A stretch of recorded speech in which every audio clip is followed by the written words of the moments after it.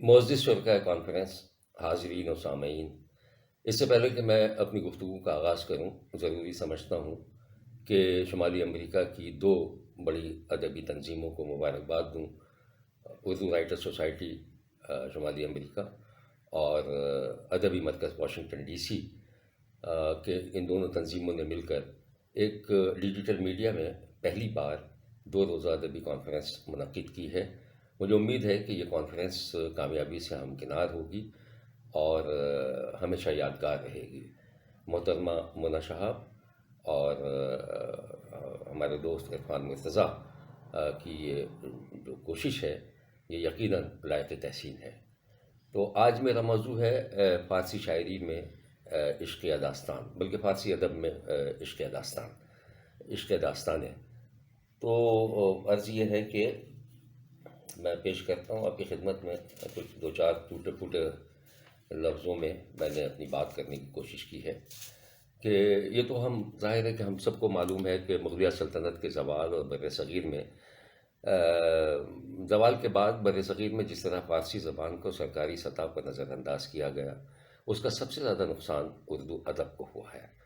فارسی ادب کی شعری اور نثری تاریخ دنیا ادب کے عظیم فنکاروں کی تخلیقات سے محرومی نے ہماری تلمیحات اور استعاراتی نظام کو بھی متاثر کیا ہے۔ اسی لیے شاید غالب اقبال اور امیر خسرو کے تجزیے میں یا ان کو سمجھنے میں ہمیں کافی مشکلات کا سامنا کرنا پڑا۔ عشق داستانوں سے مجھے ہمیشہ سے لگاؤ رہا ہے۔ سندھ کے عظیم صوفی شاعر شاہ عبداللطیف بھٹائی نے شاج و رسالوں میں سندھ کی 7 رومانی داستانیں لکھی ہیں اور بہت خوبصورت ہیں۔ اسی طرح سے پنجاب کی رومانی داستانیں ہیں، اور تو وہ یہ ساری داستانیں ہیں جو ہمارے ادب میں جن کے جا بجا حوالے نظر آتے ہیں، ملتے ہیں۔ لیکن بات یہ ہے کہ ان عشق داستانوں سے مجھے اصل میں دلچسپی اس وقت ہوئی جب میں نے رابعہ اور بکتاش کی، جو سمجھ لیں کہ قدیم بلوچستان کی ایک داستان ہے، وہ میری نظر سے گزری۔ تو پھر میں ذرا اس کی تلاش میں نکلا اور میرے سامنے بہت سی داستانیں آئیں جن سے اردو داں طبقہ کم واقف ہے۔ تو یہ تھا کہ رابعہ بکتاش کی ایک کہانی تھی۔ تو رابعہ بکتاش کے، بلکہ یہ میں نے لکھا کہ رابعہ بکتاش کے عشق لازوال کی داستان ہے، عشق کی لازوال داستان۔ اردو داں طبقہ لیلا مجنوں، شیریں فرہاد، یوسف زلیخا، سونی ماہیوال، سسی پنو، عمر ماروی، ہیر رانجھا اور دیگر اہم رومانی داستانوں سے تو واقف ہے، لیکن مہر و مشتری، وام خضرا، قصہ مہر و ماہ، ہفت پیکر، زال و زبیدہ، شیخ سنان، بہرام و گل اندام، بیجا و منیجا، زہرا اور منوچہر، کلیلہ و دمنہ، نل و دمن اور سوز دل، اور اس طرح کی دیگر فارسی عشق داستانوں سے بہت زیادہ واقف نہیں ہے۔ اسی لیے ہم دیکھتے ہیں کہ اردو کے نثری اور شاعری خزانے میں مندرجہ بالا داستانوں کے حوالے کم نظر آتے ہیں۔ جس فارسی عشق داستان کا میں نے جن داستانوں کا میں نے ابھی ذکر کیا ہے، تو ان کے لکھنے والوں میں اب آپ یہ سمجھیں کہ رودکی سمرقندی سے لے کر نظامی گنجوی، انصری، فرید الدین عطار، نیشا پوری، اور ان سے لے کر ہندوستان کے فارسی شعراء مثلا فیضی، امیر خسرو، یہاں تک کہ غالب اور اقبال بھی شامل ہیں۔ فارسی کی عشق داستانوں کو الگ الگ بیان کرنے کے لیے کافی وقت چاہیے، اور ظاہر ہے کہ اتنا اگر اس کو بہت تفصیل میں جائیں تو اس میں بہت وقت لگ جائے گا۔ اس لیے میں کوشش کروں گا کہ مختصراً اپنی بات کہہ سکوں۔ آپ کی خدمت میں صرف 2 عشق داستانوں، رابعہ اور بکتاش اور شیخ سنان کی کہانی ہی مختصراً پیش کر سکوں گا، اور آپ دیکھیں گے کہ مولانا روم نے مثنوی معنوی میں عشق کی جس کسک کو تہ در تہ حکایتی لہجے میں لکھا ہے، اسی طرح کی کسک آپ کو شیخ سنان کی کہانی میں اور رابعہ بکتاش کی کہانی میں بھی دکھائی دے گی۔ اور یہ کہانیاں ایسی تہداری کے ساتھ ہیں اور ایسی پرتیں کھولتی ہیں آپ کے اندرون ذات کی اور عشق کی اور مجاز سے حقیقت تک کے سفر کی، کہ انہیں پڑھ کے جی باغ باغ ہو جاتا ہے، اور بہت کچھ اس کے نتائج اور اس کے تجزیے سے ہمیں استفادہ ہم کرتے ہیں، اور ہم اس میں ڈوب جاتے ہیں، ان کرداروں میں ڈوب جاتے ہیں۔ تو چلتے ہیں ذرا رابعہ بکتاش کی طرف۔ اس قصے کو 6 صدی ہجری میں فارسی کے عظیم صوفی شاعر فرید الدین عطار نیشاپوری نے لکھا تھا۔ 300 سے زیادہ اشعار پر مشتمل ان کی ایک مثنوی ہے الہی نامہ، اس میں انہوں نے یہ کہانی بیان کی ہے۔ تو اور یہ کہانی سمجھ لیجئے کہ یہ سامانی دور حکومت ہے، اور بلخ کے فرما روا کعب کے لیے اس کی اکلوتی بیٹی رابعہ بنت کعب خضواری یا خضداری دنیا کی ہر چیز سے زیادہ اہم تھی۔ بیٹی شاعرہ تھی، مصورہ تھی، تیر انداز تھی، اور گھڑ سواری میں ایسی یکتا کہ بڑے بڑے سورماؤں کے ہوش اڑ جائے۔ باپ بیٹی کے درشن کے بعد ہی امور مملکت چلاتا تھا۔ رابعہ جوان تھی، حسین تھی، اس کی بردباری نے نسائی اشووں اور غمزوں کو ایک نئی جہت عطا کی تھی۔ کون سا شہزادہ تھا جو رابعہ کے خواب نہیں دیکھتا تھا، لیکن باپ اپنی بیٹی کے لیے ایک ایسے رشتے کی تلاش میں تھا جو رابعہ کی عقل و ذہانت کا ہم پلہ ہو۔ دن گزرتے چلے گئے، رابعہ کے حسن اور حسن زن کا جادو بڑے بڑے شہزادوں کی نیندیں حرام کرتا رہا، اور پھر ایک دن جب رابعہ کا باپ فرما روائے بلخ بستر مرگ پر تھا، وہ موت سے خوفزدہ نہیں تھا، بلکہ پریشان اس لیے تھا کہ اس کے بعد اس کی بیٹی کا کیا ہوگا۔ کعب کا اکلوتا بیٹا حارث اپنے باپ کے ماتھے سے پسینہ پہنچ رہا تھا، اور رابعہ نے اپنے باپ کا ہاتھ پکڑا ہوا تھا۔ تب فرما روائے بلخ نے اپنے بیٹے حارث سے کہا کہ بیٹا، میرے بعد اپنی بہن کا خیال رکھنا، اور یہ جہاں شادی کرنا چاہے اس کی شادی کر دینا، اور اس کے راستے میں کوئی رکاوٹ مت ڈالنا۔ یہ کہہ کے باپ کی رابعہ کے باپ کعب کی روح جو ہے قفس عنصری سے پرواز کر گئی، اور شاہانہ انداز سے اس کی تدفین کی گئی، اور اس کے بعد حارث جو تھا اس کا بیٹا، یعنی کعب کا بھائی، رابعہ کا بھائی، تخت نشین ہو گیا۔ اب دیکھیں کہانی یہاں سے چلی، اور پھر اس کے بعد ہوا یہ کہ ظاہر ہے کہ جب وہ قرآن بن گیا اپنے باپ کی جگہ، تو پھر اس کا ایک جشن تاج پوشی ہوا۔ مال و زر کی کمی نہیں تھی، دور دور سے سلاطین اور امراء جشن میں شریک تھے۔ رابعہ اپنے محل میں تھی۔ نغمہ و نور کی دھمک رابعہ کے کانوں میں پہنچی تو وہ محل کی چھت پر جا کر بھائی کی رسم تاج پوشی دیکھنے لگی۔ رابعہ نے دیکھا کہ جا بجا مرزاحانہ وجاہت کے شاہکار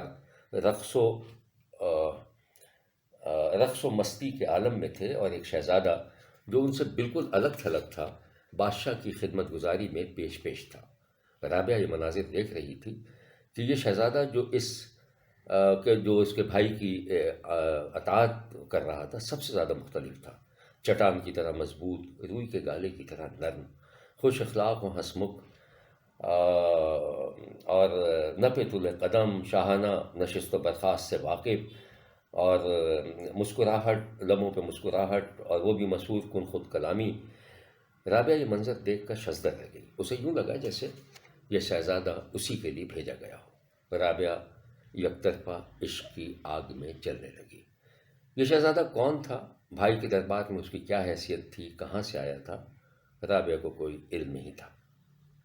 عشق والوں کو ویسے بھی ان باتوں سے کوئی مطلب کب ہوتا ہے؟ شاہی وقار اسے قدم قدم پر روکتا رہا کہ وہ اپنی کنیز سے بھی معلوم کر سکے کہ وہ شہزادہ کون تھا۔ 1 برس گزر گیا۔ رابعہ نے اس شہزادے کو دوبارہ نہیں دیکھا، مگر اس کے عشق کی آگ میں اندر ہی اندر جلتی رہی۔ کھانا پینا ترک کر دیا تھا۔ وہ چہرہ جو پہلے گلنار تھا اب زرد پڑتا جا رہا تھا۔ آنکھیں وحشت زدہ تھیں، لب بستہ تھی وہ، اور بس ایک ہی تصور، ایک ہی خیال کہ آخر وہ کون تھا، آخر وہ کون ہے جو اس کی روح اور جسم کو جلا کر روپوش ہو گیا تھا۔ حال دل کس سے کہے، کسے بتائے، کس سے پوچھے؟ شہزادی رابعہ کا یہ حال اس کی ایک بے تکلف کنیز نے دیکھا تو سمجھ گئی کہ دال میں کچھ کالا ہے۔ اس کے پوچھنے پر رابعہ نے ٹالنے کی کوشش کی، مگر وہ بضد رہی۔ جائے رفتن نہ پائے رفتن والی بات ہوئی، اسے اپنے دل کا حال کہنا پڑا، مگر کنیز کو قسم دے دی کہ وہ یہ راز کسی کو نہیں بتائے گی۔ کنیز نے شہزادی کو بتایا کہ تو جسے شہزادہ سمجھ رہی ہے وہ غلام ہے، ترک غلام، اور اب تیرے بھائی کے خزانے کا نگہبان ہے۔ نام ہے اس کا بختاش۔ غلام کا نام سنتے ہی رابعہ کے کانوں میں جیسے شہد سا کھل گیا، اس کے چہرے پہ تازگی لوٹ آئی، وحشت زدہ غزال آنکھیں مسکرانے لگیں۔ تب رابعہ نے بختاش کے نام اپنے دل کا پیغام لکھا اور کنیز کا سپرد کر دیا۔ شیخ فرید الدین عطار نے اس واقعے کو جس کمال مہارت سے لکھا ہے اس کی داد نہیں دی جا سکتی۔ ذرا آپ بھی سنیے۔ الہی غائب حاضر کجائی، بپیش من نہ آئی، بپیش من نہ ای آخر کجائی، بیادہ چشم و دل را مہما کن، وگرنہ تیغ گیرو قصد جاں کن، دلم بردی وگر بردی ہزارم، نبودی جز فشاند بر تو کارم، زتو یک لہجہ دلزاں سر نگیرم، کہ من ہرگز دل از جاں بر نگیرم۔ تو کہ تو کہاں ہے اے غائب حاضر، تو کہاں ہے، میں تیرے عشق میں جل رہی ہوں، اور بہت اگر آئی برستم باز رستم، وگرنہ می روم ہر جا کے ہستم، جہاں جاتی ہوں تو ہی نظر آتا ہے۔ اور یہ شعر دیکھیے، برہر انگشت می گیرم چراغ ہے، میں اپنی ہر انگلی کی پور کو چراغ بنا کے تجھے تلاش کر رہی ہوں، تیرا می جویم از ہر دشت و باغے، ہر دشت و باغ میں میں اپنی انگلیوں کو چراغ بنا کے تجھے تلاش کر رہی ہوں۔ اگر پیشم چو شمع آئی، اگر پیشم چو شمع آئی پر دیدار، وگرنہ چوں چراغم مردہ انگار۔ رابعہ نے اپنے دل کا حال لکھا اور کنیز کے ذریعے بختاش تک پہنچا دیا۔ بختاش کے وہم و گمان میں بھی نہیں تھا کہ بلخ کی شہزادی ایک ادنا غلام پر فدا ہو سکتی ہے۔ بختاش نے فوراً شہزادی کے نام خط لکھا اور پھر یہ سلسلہ کئی دنوں تک جاری رہا۔ دونوں طرف آتش شوق بھڑکی ہوئی تھی، لیکن شاہی ادب و آداب ملاقات کے رستے میں حائل تھے۔ ایک دن ہوا یہ کہ رابعہ محل کے باغ کی سیر کر رہی تھی۔ بختاش کی نظر پڑی تو وہ تمام خوف و خطر سے بے نیاز ہو کر بجلی کی سی تیزی کے ساتھ شہزادی کے نزدیک پہنچ گیا اور اس کا دامن پکڑ لیا، اور یہ سوچ کر دامن پکڑا کہ اب اس دامن کو میں زندگی بھر نہیں چھوڑوں گا۔ شہزادی پلٹی تو اس کا چہرہ غضبناک تھا۔ تمہاری یہ جرأت، تم نے میرے دامن کو ہاتھ کیسے لگایا؟ بختاش پریشان ہو گیا شہزادی کا یہ رویہ دیکھ کر۔ یہ سب کیا تھا؟ وہ سوچنے لگا کہ وہ خط، وہ تڑپ، وہ پیغامات۔ بختاش ابھی سمجھنے کی کوشش ہی کر رہا تھا، لیکن رابعہ شدید غیظ و غضب کے عالم میں تھی۔ فرید الدین عطار کی مثنوی الہی نامہ کے یہ شعر فارسی ادب کے ماتھے کا جھومر ہے اس واقعے کے حوالے سے کہ ہاں اے بے ادب اینچے دل رست، کہ ہاں اے بے ادب اینچے دل رست، تو روباہی تیرا جائے، تو روباہی تیرا چے جائے شیرست، کہ باشی تو کے گیری دامن من، کہ ترسس سایہ از پیراہن من۔ تجھے جرأت کیا ہوئی کہ تو اتنی شیروں کی طرح بہادری دکھا رہا ہے اور کہ میرا دامن پکڑ لیا؟ میرا دامن تو وہ ہے کہ سایہ میرے دامن کو ترستا ہے اور تف ہے تجھ پر۔ کیسے جرأت ہوئی میرا دامن پکڑنے کی بختاش؟ میرے دامن کو تو سایہ تک ترستا ہے، جا یہاں سے چلا جا۔ تجھے نہیں پتا کہ میرا عشق ہوا و ہوس سے آزاد ہے؟ کیا یہ کافی نہیں تھا تیرے لیے کہ تو میرا محبوب ہے؟ میں نے تجھ سے عشق کیا، خبردار جو آئندہ ایسی حرکت کی۔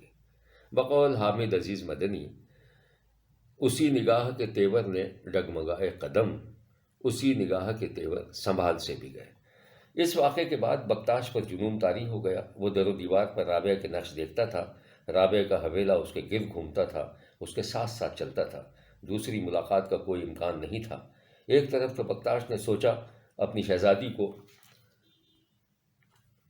ایک بار تو بختاش نے سوچا کہ شہزادی کو بزور بازو اٹھا کر لے جائے، بہت دور، سب کی نظروں سے دور، مگر رابعہ کا یہ جملہ اس کے ارادوں کی راہ میں دیوار بنا رہا۔ کیا یہ کافی نہیں کہ میں نے تجھ سے عشق کیا، تجھے اپنے دل میں جگہ دی، اور رابعہ تجھے اپنے دل میں جگہ دی؟ ادھر رابعہ کی آتش عشق بھی روز بروز مزید بھڑکتی رہی۔ وصال یار کی بھی متمنی تھی، اور میر تقی میر کی زبان میں دور بیٹھا غبار میر اس سے، عشق بن یہ ادب نہیں آتا۔ یہ فیصلہ کرنا مشکل تھا کہ دونوں طرف آگ برابر لگی ہوئی تھی یا اس عشق کے شعلے یک طرفہ بے خودی میں بلند ہو رہے تھے۔ ایک دن رابعہ باغ میں ٹہل رہی تھی، اس کی آنکھیں بند تھیں اور تصور میں بختاش تھا۔ وہ شعر کہہ رہی تھی: الہی باد شبگیر گزر کن، زمانہ ترک یغمارا خبر کن۔ اے ہوا، تو ادھر سے گزر تو اس ترک یغمارا کو بتا کہ میں کس قدر اسے یاد کرتی ہوں۔ بگو کس تشنگی جویم ببردی آبم ببردی، کہ تیرے عشق نے کی جو تشنگی ہے اس نے تو میری مطلب آبرو ہی ختم کرتی ہے۔ تیرا ہج میری زندگی چھین رہا ہے۔ جس وقت رابعہ بے خودی کے عالم میں یہ خود کلامی کر رہی تھی، اس کے بھائی نے سن لیا اور اسے کچھ شک سا ہوا کہ دال میں کالا ہے، مگر اس نے اس خیال کو دل سے جھٹک دیا۔ کچھ عرصے کے بعد بلخ پر دشمن نے حملہ کر دیا۔ رابعہ کا بھائی مشکل میں گھر گیا تھا، لیکن بختاش جواں مردی کے جوہر دکھا رہا تھا کہ اچانک دشمنوں کے نرغے میں آ گیا۔ اس سے پہلے کہ وہ قتل کر دیا جاتا، ایک نقاب پوش گھڑ سوار اس کی مدد کو پہنچ گیا اور بختاش کو گھوڑے کی پیٹھ پر لاد کر یہ جا وہ جا، اور پھر اسے ٹھکانے پر چھوڑ کر غائب ہو گیا۔ تھوڑی دیر میں بخارا کے فرما روا نے کمکمت بھیجی اور رابعہ کے بھائی کو فتح نصیب ہوئی۔ بختاش کو دشمنوں کے نرغے سے چھڑانے والی رابعہ ہی تھی۔ اس نے بختاش کے زخم دیکھے تھے اور اب اس کے لیے فکر مند تھی۔ اس نے بختاش کو خط لکھا کہ تو خون میں نہایا ہوا ہے اور مجھ سے یہ دیکھا نہیں جا رہا۔ چے افتادت کے افتادی چے افتادت کے افتادی بخوں در، چمن زی غم نہ بینی سر نگوں کر۔ رابعہ کے خط کے جواب میں بختاش نے لکھا: تیرے عشق نے میری جان لے لی ہے۔ یہ کہہ کر بختاش بے ہوش ہو گیا۔ رابعہ نے بختاش کو ہوا تک نہیں لگنے دی تھی کہ وہ اسے زخمی حالت میں اس کی مدد کرنے آئی تھی۔ بختاش نے جواب دیا کہ اس کے خط کا اس نے جواب دیا اور اس طرح سے کہ ز شوقت تیرے شوق نے پیرہن برمن کفن شد، بگفت اینو ز خود خویشتن شد۔ رابعہ بختاش کے عشق کی آگ میں بری طرح جھلس رہی تھی اور اس کی یاد میں شعر کہہ رہی تھی۔ ایک دن بخارا جاتے ہوئے مشہور فارسی شاعر رودکی سمرقندی کا بلخ سے گزر ہوا تو اس نے سوچا کہ کیوں نہ رابعہ سے بھی ملتا چلوں۔ ملاقات ہوئی اور جب حال احوال کے بعد رابعہ نے شعر سنائے تو رودکی حیران رہ گیا اور سمجھ گیا کہ ہو نہ ہو رابعہ ترک غلام بختاش کے عشق میں تھی۔ رودکی کو اڑتی اڑاتی رابعہ بختاش کی کہانی پہلے ہی معلوم ہو چکی تھی، لیکن رابعہ کے شعر سننے کے بعد اسے یقین ہو گیا کہ جو اس نے سنا تھا وہ سچ تھا۔ یہاں یہ عرض کرنا ضروری ہے کہ مشہور فارسی ادیبہ ڈاکٹر زہرا خانروی نے فارسی نثر اور شاعری کے خزانے سے کچھ کہانیاں یکجا کی تھیں اور پھر بہت ہی دل آویز انداز میں فارسی کی دلکش داستانوں کے نام سے انہیں شائع کیا تھا۔ ڈاکٹر صاحبہ کا اسلوب انتہائی دل آویز ہے اور پڑھنے سے تعلق رکھتا ہے۔ مجھے احساس ہے کہ گفتگو طویل ہوتی جا رہی ہے، اس لیے اب مزید اختصار سے کام لیتے ہوئے صرف اتنا عرض کرتا ہوں کہ شاہ بخارا کے دربار میں جہاں رابعہ کا بھائی ایک جشن میں بطور مہمان شریک تھا، وہاں رودکی بھی تھا اور اس نے شراب کے نشے میں اپنے بجائے رابعہ کے اشعار سنانے شروع کر دیے، جس سے اس کے بھائی کو اصل کہانی کا پتہ چلا اور پھر اس نے بختاش کو ایک کنویں میں قید کروا دیا اور اپنی بہن کو گرم لوہے کی دیواروں کے پیچھے قید کر دیا، جہاں وہ ایک رات زندہ رہی اور سسک کر مر گئی۔ اس پوری رات میں رابعہ نے لوہے کی دیواروں پر اپنے خون سے شعر لکھے اور یہ عشق کی ایک ایسی آگ لکھی کہ جس کو صرف محسوس کیا جا سکتا ہے۔ اور رابعہ کی موت کی خبر جب بختاش کو پہنچی تو وہ کسی طرح سے وہ قید سے اس نے خود کو آزاد کیا اور رابعہ کے بھائی کے محل میں پہنچا حارث کے، اسے قتل کر دیا اور پھر اسی خنجر سے خود بھی اپنی جان لے لی۔ شیخ عطار نے رابعہ کی زبانی اپنی مثنوی میں لکھا ہے کہ وہ کہہ رہی تھی کہ اے میرے محبوب، تو میری روح میں سمایا ہوا ہے اور میری روح آتش کدہ بنی ہوئی ہے، میں نہیں چاہتی کہ تو بھی میرے ساتھ جل جائے، میں تجھے اپنی روح سے نکال رہی ہوں تاکہ تجھے کوئی گزن نہ پہنچے اور تو زندہ رہے۔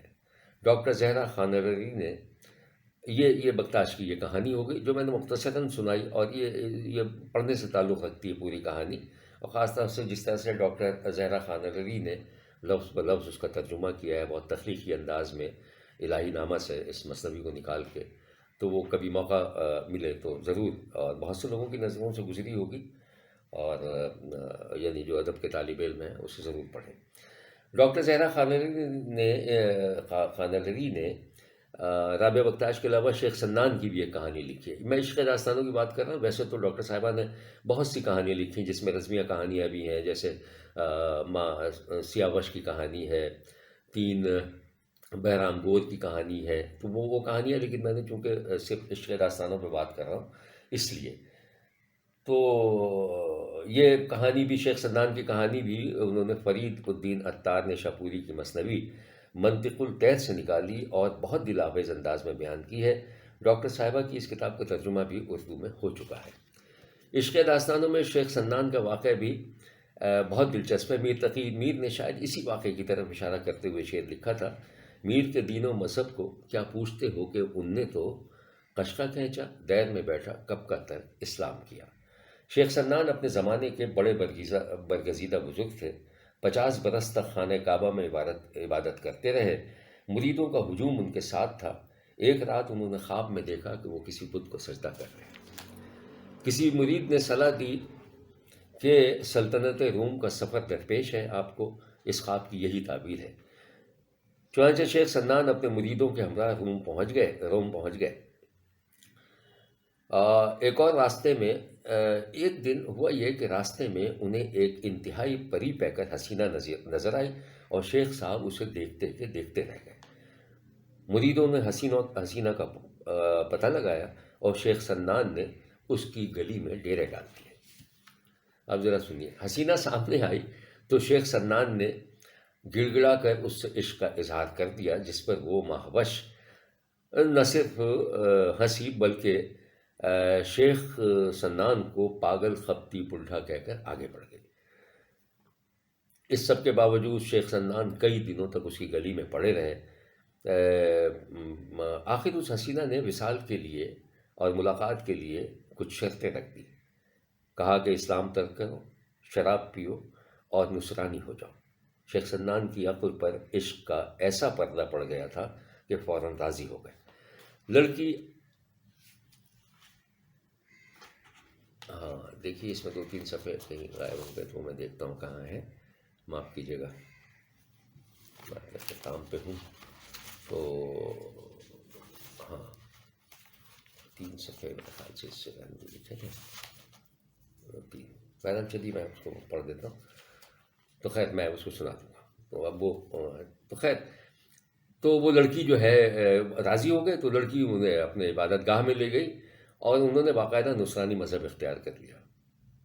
شیخ خوش تھے کہ اب وصال یار کی منزل زیادہ دور نہیں، لیکن لڑکی جو تھی خاصی چال باز نکلی، کہنے لگی ابھی ایک اور امتحان باقی ہے، 1 برس تک میرے سوروں کو جنگل میں چراؤ۔ شیخ تو آتش عشق میں بے خطر کود ہی چکے تھے، یہ کام بھی کر لیا۔ اب اس حسینہ نے جب یہ دیکھا، معاف کیجیے گا جو میں نے لکھا تھا وہ کہیں 4-5 صفحے ادھر ہیں، تو جب اس نے دیکھا کہ شیخ تو اس کی ہر شرط مانتے جا رہے ہیں اور اب ان کی آرزو پوری کرنی پڑے گی، تو اس نے آخری بات یہ کہنے لگی کہ بھائی اب یہ ہے کہ میرا مہر تو بہت زیادہ ہے، تو وہ آپ ادا نہیں کر سکیں گے۔ اچھا، اس دوران ہوا یہ تھا کہ شیخ کے تمام مرید ان کو سمجھانے بجھانے میں ناکام ہونے کے بعد وہ وہاں سے اٹلی سے، روم سے جو ہے وہ واپس چلے گئے تھے، اور شیخ صاحب یہاں روم میں اکیلے تھے، تنہا تھے، اور ان کا ڈیرا جو ہے وہ سمجھ لیجیے کسی فٹ پاتھ پہ اور کسی ایسی جگہ پہ تھا کہ بالکل تنہائی کے عالم میں، قسمہ پرسی کے عالم میں تھے، کوئی پوچھنے والا نہیں تھا۔ تو وہ آخری شرط اس لڑکی نے رکھی، کہنے لگی کہ ٹھیک ہے، میں آپ جو چاہتے ہیں وہ ہو جائے گا، لیکن یہ کہ میرا مہر بہت زیادہ ہے اور آپ کے پاس پھوٹی کوڑی بھی نہیں ہے۔ جس پر شیخ سنان کا دماغ ایک لمحے کے لیے گھوما اور انہوں نے کہا کہ تو بڑی چال باز نکلی، تو نے جو کچھ کہا میں نے ترک اسلام کر دیا، تیری ہر شرط مانی، اور کیونکہ میں نے تجھ سے عشق کیا تھا، اور عشق میں کوئی سوال جواب نہیں ہوتا، لیکن تو شرطیں رکھ رہی ہے، اس کا مطلب ہے کہ میری محنت اور میرا جذبہ جو تھا وہ بیکار تھا، اور اس میں کوئی ایسی شدت نہیں تھی۔ جا چلی جا۔ وہ چلی آئی، اور اچلاتی ہوئی چلی آئی، اور خوش بھی تھی وہ کہ کہاں ایک بڈھے خپتی پاگل سے ایک پالا اس کا پڑا ہوا تھا۔ اس کہانی کے مطابق ایک رات وہ سو رہی تھی کہ آدھی رات کو ہڑبڑا کر اٹھ بیٹھی۔ اس نے خواب میں اسے کشف ہوا کہ تو نے یہ بہت برا کیا کہ ایک بزرگ اور شیخ سنان، تو نے اس کے دل کی اور عشق کی آگ کو سمجھا ہی نہیں۔ اس نے تیرے کہنے پر جو جو تو کہتی گئی وہ کرتے چلے گئے، یہاں تک کہ اپنا مذہب بھی ترک کر دیا، اور تو نے اسے تنہا چھوڑ دیا۔ اب تیری باری ہے، وہ جو کہیں وہ تو کر، ورنہ تیری روح ازل ابد ہر جگہ جہاں تو رہے گی مرنے کے بعد بھی بے چین رہے گی، اور تجھے کبھی قرار نہیں آئے گا۔ تو نے ان کے ساتھ زیادتی کی ہے۔ یہ سننا تھا۔ یہ خواب میں جب انکشاف ہوا اس پہ، تو وہ بری طرح گھبرا گئی، اور اسی طرح سے بال بکھرے ہوئے اور پریشانی کے عالم میں شیخ سنان کو ڈھونڈتی ہوئی جنگل و بیابانوں میں نکلی، اور جب ایک جگہ شیخ سنان انتہائی قسمہ پرسی کے عالم میں دکھائی دیے تو ان کے قدموں میں گر گئی۔ شیخ صاحب کی بینائی بھی متاثر ہو گئی تھی، اور وہ اب اس طرح سے اس کا ہیولا صحیح نظر آ رہا تھا۔ اس نے جب اپنی لڑکی نے بتایا کہ میں وہی لڑکی ہوں کہ جس کے آپ عشق میں گرفتار تھے، میں آ گئی ہوں، مجھے معذرت کر دیجئے، مجھے پتہ چل گیا کہ آپ کا عشق سچا تھا، اور میں نے ہی آپ سے دھوکے بازی کی، بس مجھے ایک دفعہ آپ معاف کر دیں۔ شیخ سنان نے اس لڑکی کا ہاتھ تھاما، اور اسی لمحے اس لڑکی کی روح جو ہے وہ پرواز کر گئی۔ کہانی منطق الطیر جو ان کی مثنوی ہے، ان کی اپنا شیخ فرید الدین عطار کی، تو منطق الطیر سے یہ کہانی لی ہے انہوں نے، ڈاکٹر زہرا خان علیری نے، اور بہت تفصیل سے لکھا ہے۔ تو وہ یہ لکھتے ہیں کہ عشق مطلب وہ لڑکی جو تھی وہ مجاز سے حقیقت کی طرف چلی گئی، اور اس کا سارا کریڈٹ شیخ سنان کو جاتا ہے۔ بہرحال کہانی کے مطابق یہ ہے کہ شیخ سنان اس واقعے کے بعد پھر واپس گئے، اور وہی خانہ کعبہ میں انہوں نے جا کے اپنی عشق کی ایک ایسی آگ کا تجزیہ کیا، اور سوچا تو ان کی سمجھ میں آیا کہ جس خالق نے انہیں پیدا کیا تھا، جس نے انہیں عقل دی تھی، اور جس نے انہیں عشق کی ایک دولت دی تھی، تو اسی کو فراموش کر دیا۔ چنانچہ وہ دوبارہ مشرف با اسلام ہو گئے، اور اس طرح سے یہ کہانی ختم ہو گئی۔ تو یہ عشق کی داستانیں ہیں، اسی طرح سے اور بہت سی داستانیں ہیں، لیکن بہرحال وہ وقت نہیں ہے اس میں۔ ایک اور دلچسپ مختصراً میں آپ کو بتا دوں، ایک ہندوستانی قصہ بھی بتا دوں۔ فارسی گوش ہو رہا وہاں، جیسا کہ میں نے ابھی عرض کیا تھا کہ بے شمار فارسی گوش ہو رہا، اکبر کے دربار میں فیضی، اور اسی طرح محمود غزنوی کے دربار میں بھی لوگ تھے، اور ان بادشاہوں نے کہہ کے بھی مثنویاں لکھوائیں اور اس طرح کے واقعات لکھوائے۔ تو ایک وہ سنسکرت کی پرانی کتاب، سنسکرت کی کتابوں میں وہ قصہ ملتا ہے، ہندوستانی قصہ ہے، جسے فارسی میں لکھا گیا، نل و دمن کے نام سے لکھا، اور غالباً یہ لکھا فیضی نے لکھا، یا شاید میں بھول رہا ہوں، میں نے نام لکھا تھا، اینی ویز۔ تو جناب یہ تھا، یہ میری چھوٹی سی کوشش تھی، اور امید ہے کہ اس میری سما خراشی کو معاف کر دیا جائے گا۔ اور خاص طور سے یہ کوئی ایسی میں نے کوئی اتنی ایسی گفتگو تو نہیں کی ہے کہ جی اس سے کوئی ادبی مقام مل جائے، لیکن یہ ایک گائیڈ لائن کے طور پہ ضرور ہے کہ جن لوگوں کو فارسی ادب سے یا فارسی عشق داستانوں سے لگاؤ ہے، وہ شاید یہ دو چار میری مختصر سی گفتگو کے بعد ان میں کوئی جذبہ، کوئی شوق پیدا ہو، اور وہ اس طرف رجوع کرے۔ آپ سب کا بہت بہت شکریہ، بہت بہت نوازش۔